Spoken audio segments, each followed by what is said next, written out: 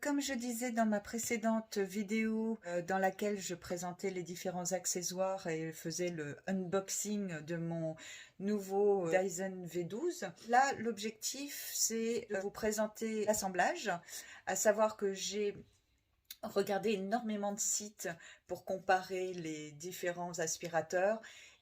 Ceux sur lesquels je me suis vraiment arrêtée, c'était le Roborock H7 et le Dyson V12. Le Roborock H7, ce qui m'a un petit peu arrêté malgré le fait qu'il soit léger, qu'il ait l'air très efficace, plus puissant que celui-ci a priori, avec par défaut des accessoires qui m'intéressaient beaucoup. En fait, Roborock, via le site, très réactif, répondent aux questions, etc. Mais ils sont en rupture de stock et du coup renvoient sur différentes boutiques, dont l'un sur Amazon. Donc comme je suis cliente Prime, je me suis dit parfait, je vais le recevoir super vite et tout. Mais je contacte quand même le revendeur sur Amazon pour lui poser des questions sur la garantie, sur les conditions de retour. Et là, ça va faire 2 semaines environ et j'ai toujours pas de réponse. Donc voilà, pas très confiante en cas de pépin, j'ai laissé tomber. Dyson V12 versus Roborock H7. Donc je vais présenter les caractéristiques du Dyson contre celles du Roborock. En autonomie mini-maxi, 8 à 60 minutes contre 10 à 90. Puissance aspiration, 150 contre 160. Mais Dyson plus efficace d'après les tests. Charge complète, 4 heures contre 2h30. Batterie amovible, oui, contre avec tournevis. Poids moteur, 1,48 kg pour Dyson contre 1,50 kg. Décibels minimum maximum, 64 à 73 contre 68 à 75. Réservoir, 0,35 litres contre 0,50. Nombre de brosses et accessoires, 9 à 11 contre 5. Brosse soldure fluffy, oui contre non. Roborock la propose cependant via AliExpress. Brosse démontable, oui, contre mini brosse seulement pour Roborock. Option sac, non, contre oui, mais le Roborock perd en puissance avec le sac. Filtrage cyclonique et EPA, oui pour les deux cas, mais Dyson encore une fois plus efficace d'après les tests. Hauteur totale 115 cm contre 111. Allumage bouton contre bouton plus gâchette pour le Roborock. Laser brosse soldure, oui pour Dyson, non pour Roborock. Maintenant, pourquoi j'ai choisi le Dyson V12 ? D'abord pour son efficacité sur les tapis, principalement à cause des poils. Même si mon aspirateur traîneau est très puissant, c'était compliqué et surtout pas rapide. Et aussi sur les sols. En mode intermédiaire, très bonne aspiration et durabilité. En gros, en une charge, on peut faire les sols d'un 90 m². Le réservoir est petit certes, mais il est facile à vider. L'appareil léger et très maniable. Des accessoires clipsables sur le tube, donc à portée de la main. Sa hauteur, je pense au mot de dos. La réputation de la marque, bien sûr. Ses brosses motorisées, donc plus efficaces, et dont la Fluffy, plus silencieuse. Voilà, tout ça en me basant sur des tests, avis et essais en magasin. Et je me suis orientée vers Dyson, dont la popularité n'est plus à faire. D'après les revues, il reste, même si aujourd'hui les concurrents sont vraiment très présents et commencent à leur emboîter le pas de façon assez significative, il reste au niveau technologie le meilleur. C'est un investissement, tout le monde ne peut pas se l'offrir et je pense qu'il y a quand même moyen d'avoir des aspirateurs moins chers. Voilà, moi je me suis fait ce petit cadeau. Donc là, c'est l'Absolute. Pourquoi? Je raconterai ma petite histoire avec Dyson un peu plus tard. Je visais plutôt le Complete parce que le Absolute, c'est donc 2 brosses plus 9 accessoires et le Complete, c'est 2 brosses plus 11 accessoires. Les 2 accessoires en plus étant une rallonge flexible que je trouvais vraiment très pratique parce que si je mets un accessoire, pour passer sous un meuble, je suis quand même bloquée par la hauteur ici de la batterie et du moteur. Donc, j'ai pas énormément de mou. Si je mets le gros tube, bah, dans une voiture, je vais taper ici contre des fauteuils, enfin voilà. Alors que le flexible, bah, en fait, c'est un flexible comme sur nos aspirateurs traîneaux.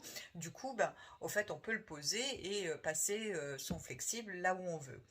Il y avait donc le flexible et il y avait également l'adaptateur. Donc ça, par défaut, c'est l'adaptateur pour passer sous les meubles, pour les meubles bas. C'est-à-dire que ici on met le moteur, ici on met le tube et du coup, quand on aspire, hop, on le plie et ça permet de passer sous les meubles sans avoir à se baisser autant que si on ne l'avait pas. Et quand on se redresse, hop, voilà, ça clipse et ça ne bouge plus. Le deuxième accessoire fourni avec le Complete, c'est exactement la même chose, mais qui se plie dans le sens inverse pour faire les meubles en hauteur. Parce que l'envers, ben, en fait, les brosses vont également être à l'envers. Donc on ne peut pas faire les meubles en hauteur, c'est pas possible. La seule chose qu'on puisse faire, c'est mettre son petit accessoire, en fait, directement, hop, ici, voilà, et passer soi-même en montant sur un escabeau. Donc voilà, je trouvais ça un petit peu dommage. Enfin bon, bref, le Complete étant hors stock, ma commande est toujours en cours hein, chez Dyson d'ailleurs, j'y reviendrai dans une autre vidéo. Ben, je me suis rabattue sur le Absolute que j'ai finalement acheté chez Boulanger, qui a eu un service extraordinaire. Donc, première utilisation après mon unboxing d'hier, ils disent de charger la batterie à fond avant la première utilisation, c'est ce qui permet d'en optimiser la qualité. Donc c'est ce que j'ai fait, il a chargé toute la nuit, il est maintenant à 100%. Si vous avez un petit menu, donc on appuie une fois pour accéder au menu et on appuie longtemps pour valider une commande. Ici déjà on voit les 3 niveaux, donc ça s'est vu et revu, l'écho qui aspire à la moindre puissance mais beaucoup plus longtemps. L'intermédiaire qui lui va aspirer un peu plus fort mais dont le temps va se rabaisser et le boost, alors là c'est 8 minutes d'utilisation hein, mais par contre vous aspirez votre maison entière. Voilà, si j'appuie longtemps, ici se présente la langue, donc moi j'ai mis le français. Ensuite, vous avez la possibilité d'avoir des alarmes. Donc, si vous activez l'alarme, vous aurez 3 petites vibrations s'il y a un problème. Par exemple, le filtre est sale, quelque chose est bouché dans le tube. Voilà, ce genre de choses. Si je veux sortir du menu, donc là, je valide la marche. Il faut attendre que voilà, ça soit validé. Et là, je veux quitter le menu. J'appuie longtemps. J'attends. Et hop, je suis revenue sur mon menu de départ.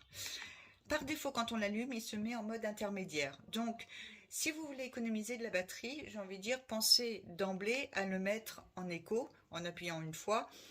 Si vous avez des petites choses à aspirer, autant économiser la batterie. Après, si c'est juste pour un usage ponctuel, n'hésitez pas à mettre la puissance qui vous convient le mieux et vous le reposez sur son socle et rechargera pour le prochain usage. Donc, pas de problème. Le réservoir est très petit. Il fait donc 0,35 litres.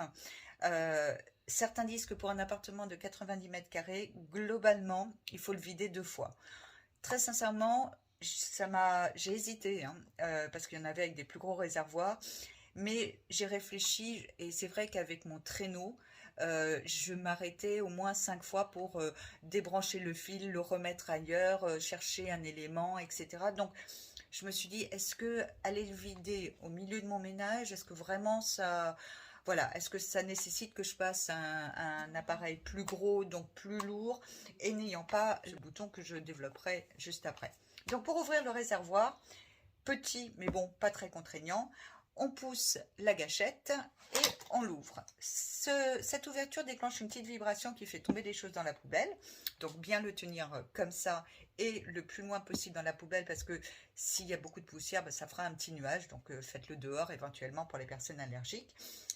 Il y a des personnes qui disent que derrière ce petit élément en caoutchouc, parfois se mettent des fils ou des cheveux, des poils. Très sincèrement, je pense que ce n'est pas un problème. Quand il est ouvert, vous avez une petite gâchette rouge ici qu'il suffit de pousser, comme ça. Et hop, vous sortez l'élément. Vous pouvez le nettoyer à l'eau. Et vous pouvez enlever vos détritus voilà, en utilisant vos doigts, etc., une petite brosse que vous voulez. Et ensuite, ça se remet aussi simplement que ça s'enlève. Vous le remettez, hop, je ne vais pas forcer, voilà, j'ai pas encore la main. Et pour le fermer, on rabat, hop, et on pousse le tout. Voilà, c'est bien clipsé. Ensuite, je parlais de ce bouton, le gros avantage de ce bouton. Donc en fait, Dyson, généralement un allumage avec gâchette. Pourquoi? Parce qu'en fait, dès qu'on pose l'aspirateur, bah, du coup, ça éteint l'aspirateur et du coup ça économise la batterie. C'est vrai que quand on a un bouton, et moi je le vois avec mon aspirateur traîneau, ça m'arrive souvent d'être en train d'aspirer, de le poser, de ne pas éteindre, d'aller chercher vite fait un truc et de revenir. Bon, bah avec ça c'est plus embêtant parce que la batterie va tourner. Si on est en mode boost, bah, ça enlève facilement une minute de charge. Donc ce bouton je l'ai trouvé vraiment très pratique aussi parce que quand on utilise par exemple un flexible, quand je vais être avec mon flexible, si je dois continuer d'appuyer sur la gâchette, bah, si j'ai un objet à déplacer avec ma main droite, bah, je suis bloquée. Outre la fatigue que de tenir l'appareil comme un non-stop, quand il est avec le tube et la brosse à sol, on ne le sent pas du tout le poids. Mais là, quand on l'a directement à la main, je ne vais pas dire que c'est lourd, mais voilà, au bout d'une heure, je pense qu'on pourrait sentir une petite contrainte. Donc, de pouvoir le poser et passer, par exemple, quand on est dans la voiture avec son petit flexible partout, bah, ça a quand même un énorme avantage. Une petite chose, mais ça vous allez le voir dans nombre de vidéos, ça vaut pour tous les Dyson. Ça, c'est un filtre donc qui se nettoie à l'eau. Pareil, pas de savon, ça je comprends pas, j'y reviendrai un peu plus tard. Essuyer avec juste un chiffon peu humide, puisque tout ça qui est là est électrifié, et ça se remet très simplement. Sur le nettoyage, j'y reviendrai dans un deuxième temps. Là, donc, la batterie qui s'enlève très facilement, hop, bah, très facilement quand on a la main, voilà, et qui se remet d'un simple clips. J'ai failli commander la deuxième batterie. Je me suis dit que j'allais d'abord le tester, parce qu'elle vaut quand même 80 €. Donc j'allais d'abord la tester, voir comment je m'en servais et si vraiment utile. Donc pour l'assemblage.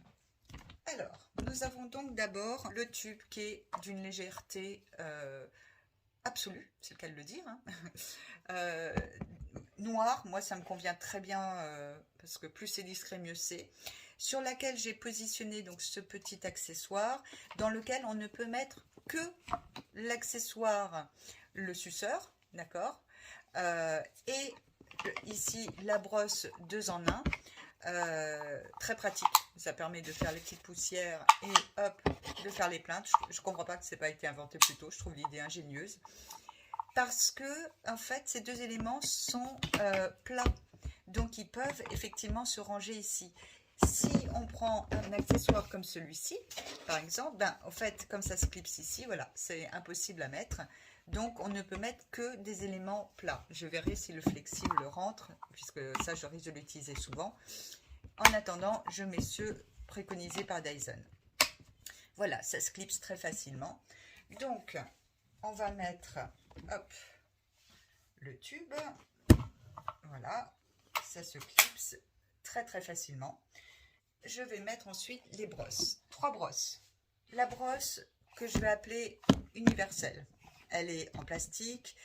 Elle marche sur les sols durs, elle marche sur les tapis et les moquettes, à savoir qu'elle est surtout, paraît-il, très efficace sur les moquettes et les tapis. C'est vraiment ce pourquoi elle est faite initialement, mais il paraît que ça marche très bien aussi sur les sols durs.